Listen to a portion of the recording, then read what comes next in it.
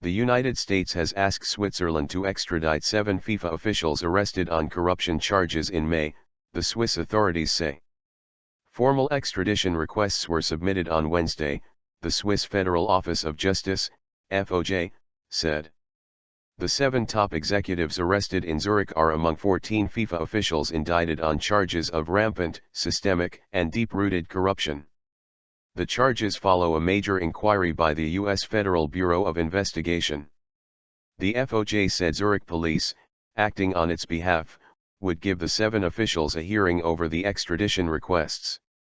The officials and their lawyers would have 14 days to respond to the request, which could be extended, the FOJ statement said.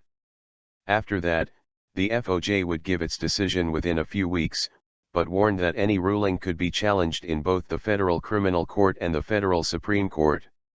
Jeffrey Webb, FIFA vice president in charge of North and Central America, was among those arrested by Swiss police in a raid on a luxury hotel in the early hours of May 27.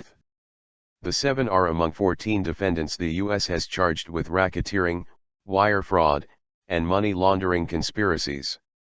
In a 47-count indictment unveiled in a New York federal court, they were accused of taking part in a 24-year scheme to enrich themselves through the corruption of international soccer.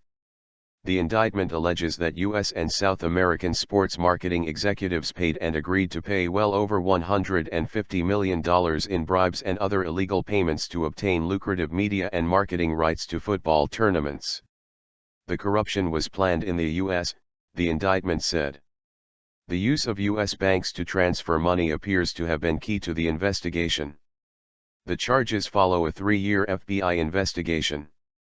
It was initially sparked by the bidding process for the Russia 2018 and Qatar 2022 World Cups, but was then widened to look back at FIFA's dealings over 2 decades.